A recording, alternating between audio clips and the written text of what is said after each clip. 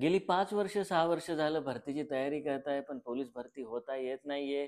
अकॅडमीला जायला पण पैसे नाहीयेत. लायब्ररीमध्ये जाण्याची इच्छा नाही, ग्राउंडवर जाण्याची इच्छा नाही आणि काय जवळ-जवळ आपल्या सर्व मित्र-मैत्रिणी भरती झालेले आहेत. कोण जुनं ओळखीचं नाहीये.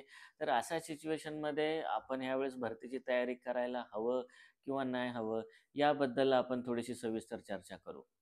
सर्वात पहिल्यांदा तुम्हाला याचं ठरवावं लागेल, की मागील 5-6 वर्षापूर्वी भरतीचं स्वरूप किंवा मागच्या वर्षी भरतीचं स्वरूप काय होतं आणि ह्या वर्षी कसं असणार आहे, की तुम्हाला कोणत्या गोष्टीवरती जास्त फोकस करावा लागणार आहे आणि कोणत्या गोष्टीवरती तुम्हाला कमी फोकस करावा लागणार आहे. कारण की जेव्हा तुम्ही नवीन कोणती गोष्ट सुरुवात करता, त्यावेळेचा जो उत्साह असतो तो खूप जास्त असतो. पण जसं-जसं त्या गोष्टीमध्ये तुम्हाला फेल्युअर येतं, पहिलं, दुसरं, तिसरं, त्याच्यानंतर तुमचा त्यातला इंटरेस्ट कमी होऊन जातो. तर असा इंटरेस्ट कमी होऊ न देता आपल्याला त्याच इंटरेस्टनी सुरुवातीपासून आपली कशी मानसिकता ठेवावी लागेल व कशाप्रकारे आपल्याला परत एकदा पोलीस भरतीची तयारी करावी लागेल. तर पोलीस भरतीची तयारी करताना सगळ्यात महत्त्वाची जी गोष्ट आहे, त्याच्यावर तुम्हाला नियंत्रण ठेवायचं आहे, ते तुमच्या इमोशनल तुमच्या भावना. असं कधीच वाटून द्यायचं नाही, की माझ्याबरोबरचे मित्र भरती झालेत, माझ्याबरोबरच्या मैत्रिणी भरती झालेल्या आहेत किंवा जी माझी मैत्रीण होती ती सोडून गेलेली आहे किंवा मित्र हे झाले, ते झाले किंवा हा झाला त्याच्याबरोबर तुम्ही कुणाबरोबर कॉम्पिटिशन करू नका.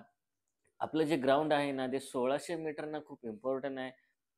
ॲट लीस्ट 5:27, 5:26 मध्ये तर तुम्ही यायलाच पाहिजे.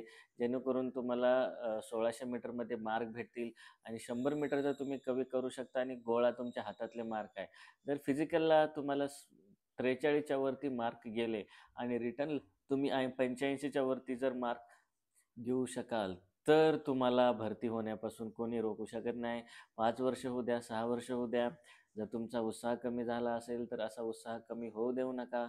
ज्या चुका केल्या होत्या, त्या चुका आपल्याला सुधाराव्या लागतील आणि शेवटचा एक ट्राय म्हणून आता आपल्याला भरतीमध्ये परत उतरावं लागेल.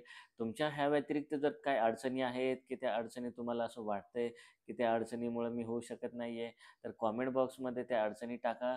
त्याच्यावरती आपण नक्कीच सोल्युशन देऊ.